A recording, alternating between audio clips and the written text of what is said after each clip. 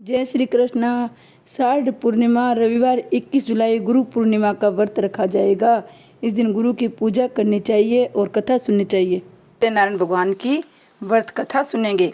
एक समय नैमिषारण्य तीर्थ में शौनकादिक 88 ऋषियों ने श्री सूत जी से पूछा, हे प्रभु, इस कलयुग में वेद विद्या रहित मनुष्य को प्रभु भक्ति किस प्रकार मिलेगी तथा उनका उद्धार कैसे होगा।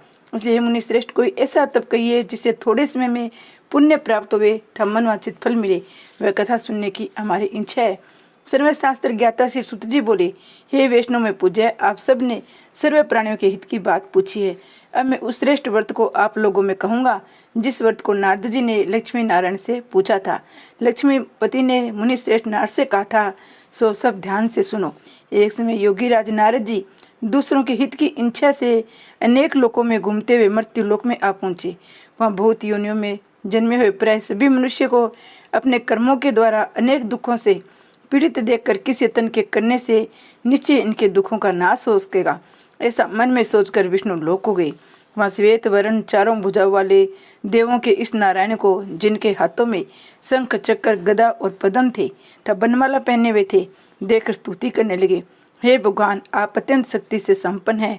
मंथा वाणी भी आपको नहीं पा सकती। आपका आदि मध्य और अंत नहीं। निर्गुण स्वरूप सृष्टि के आदि भूति व भक्तों के दुखों को नष्ट करने वाले हो, आपको मेरा नमस्कार है। नारद जी से इस प्रकार की स्तुति सुनकर विष्णु भगवान बोले, हे मुनि श्रेष्ठ, आपके मन में क्या है? आपका यहाँ किस काम के लिए आगमन हुआ है?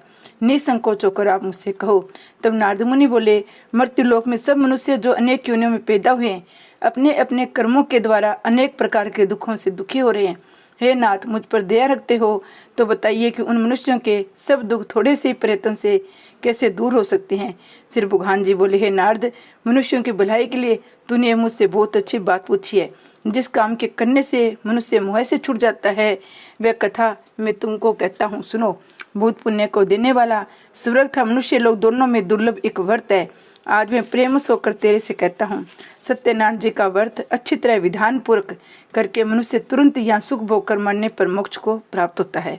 श्री भगवान के वचन सुनकर नारद मुनि बोले, उस व्रत का क्या फल है, क्या विधान है, किसने ये व्रत किया, किस दिन ये व्रत करना चाहिए, आप मुझे विस्तार से कहो।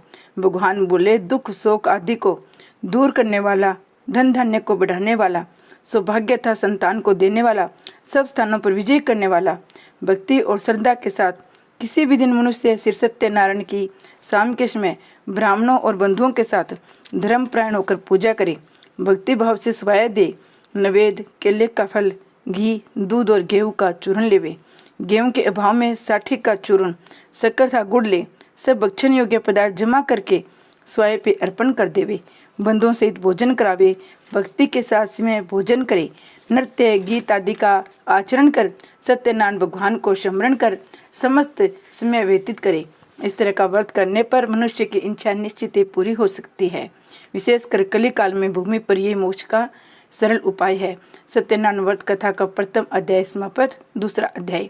सूत जी बोले, हे ऋषियों, जिसने पहले समय में इस व्रत को किया है उसका इतिहास मैं तुमसे कहता हूँ, ध्यान से सुनो। सुंदर काशीपुरी नगरी में एक अति निर्धन ब्राह्मण रहता था। वह भूख और प्यास से बेचैन हुआ नित्य ही पृथ्वी पर घूमता था। ब्राह्मणों को प्रेम करने वाले भगवान ने ब्राह्मणों को दुखी देखकर बूढ़े ब्राह्मण का रूप धर करके उसके पास जा आदर के साथ पूछा, हे विप्र, नित्य दुखी हुआ पृथ्वी पर क्यों घूमता है? हे श्रेष्ठ ब्राह्मण, ये सब मुझसे कहो, मैं सुनना चाहता हूँ। ब्राह्मण बोला, मैं बहुत निर्धन ब्राह्मण हूँ, भिक्षा के लिए पृथ्वी पर फिरता हूँ। हे भगवान, यदि आप इसका उपाय जानते हो तो कृपा करके कहो।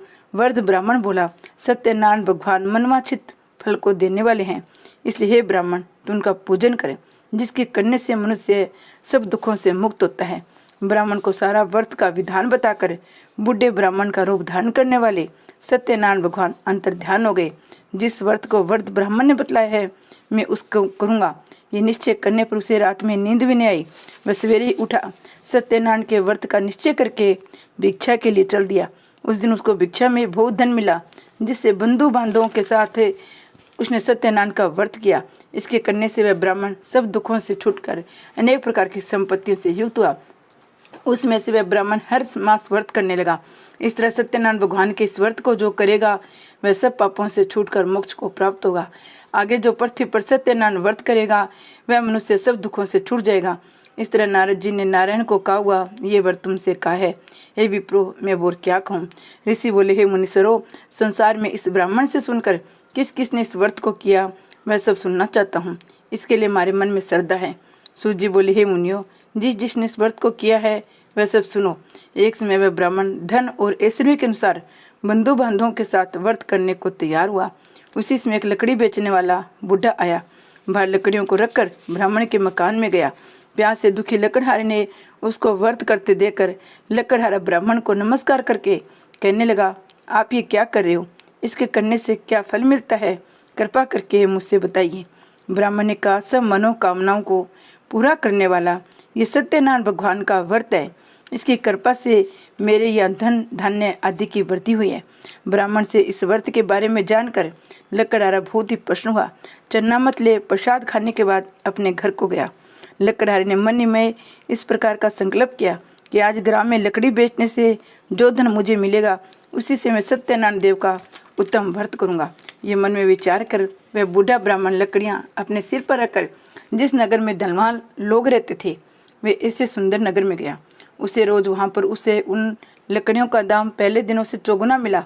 तब वह बूढ़ा लकड़हारा दाम ले अति प्रसन्न होकर पक्के केले की फली, शक्कर, घी, दूध और दही, गेहूं, आटा इत्यादि लेकर सत्यनारायण भगवान के व्रत की कुल सामग्रियों को लेकर अपने घर गया। फिर उसने सब अपने भाइयों को बुलाकर विधि के साथ भगवान जी का पूजन और व्रत किया। उस व्रत के प्रभाव से बुढ़ा लकड़हारा धन पुत्र आदि से युक्त हुआ। संसार के समस्त सुख भोग कर बैकुंठ धाम को चला गया। इति से सत्यनारायण कथा का दूसरा अध्याय समाप्त। तीसरा अध्याय शुरू। सूत जी बोले, हे श्रेष्ठ मुनियो, अब आगे की कथा कहता हूँ, सुनो। पहले समय में उल्का मुख नाम का एक बुद्धिमान राजा था। वह सत्यवक्ता और जितेंद्रिय था। प्रतिदिन देवस्थानों को जाता, गरीबों को धन देकर उनके कष्ट दूर करता था। उसकी पत्नी कमल के समान मुख वाली सती साध्वी थी। भद्रशिला नदी के तट पर उन दोनों ने सत्यनारायण देव का व्रत किया।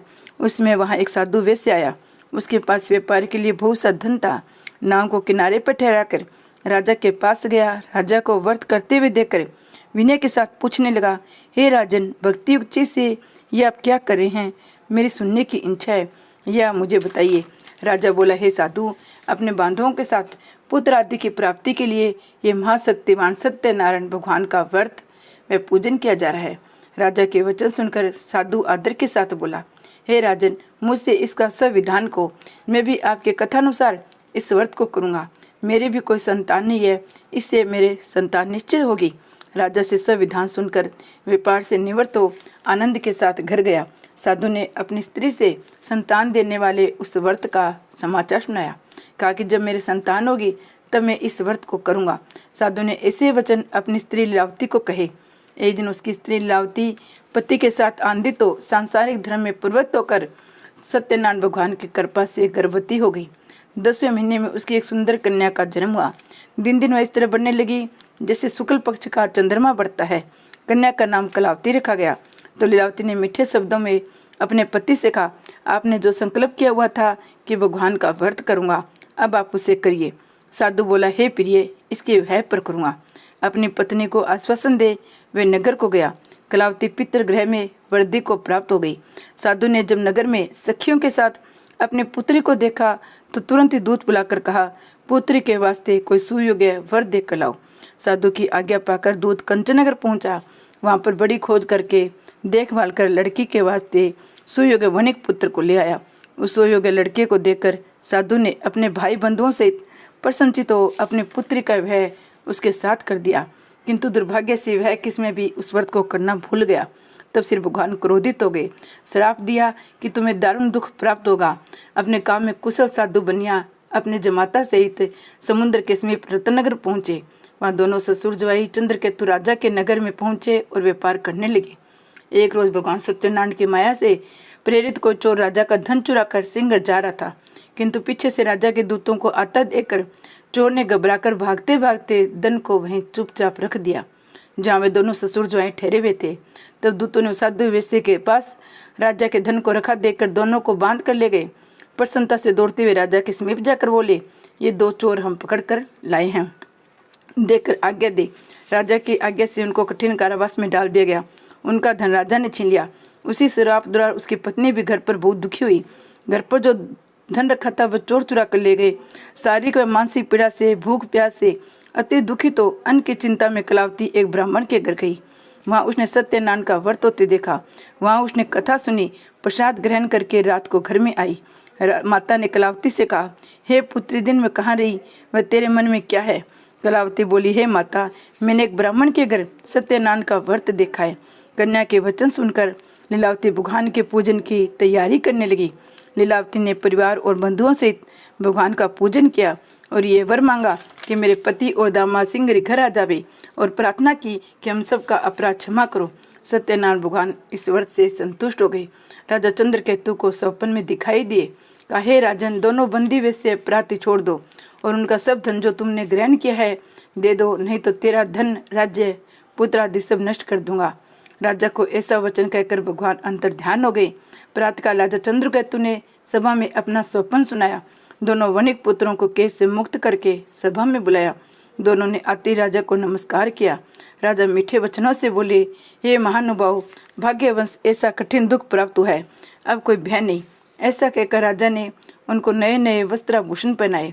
उनका जितना धन लिया था उससे दोगुना धन दिलवाकर विदा किया। दोनों वेश्ये अपने घर को चल दिए।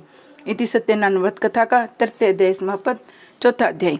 सूजी बोले वेश्य ने मंगलाचार करके यात्रा आरंभ की, अपने नगर को चला। उनके थोड़ी दूर पहुंचने पर दंडी वेशधारी सत्यनारायण ने उनसे पूछा, हे साधु, तेरे नाव में क्या है? अभिमानी वणिक हंसता हुआ बोला, हे दंडी, आप क्यों पूछते हो? क्या धन लेने की इच्छा है? मेरी नाव में तो बेल था, पत्ते आदि ब्रेव हैं। वेश्य का कठोर वचन सुनकर भगवान ने कहा, तुम्हारा वचन सत्य हो। ऐसा कहकर दंडी वहां से चले गए। कुछ दूर जाकर समुद्र के किनारे बैठ गए। दंडी के जाने पर वेश्या ने नित्य क्रिया करने के बाद नाव को ऊंची उठी देखकर अचंभा किया। नाव में बेल आदि देखकर मूर्छित तो जमीन पर गिर पड़ा।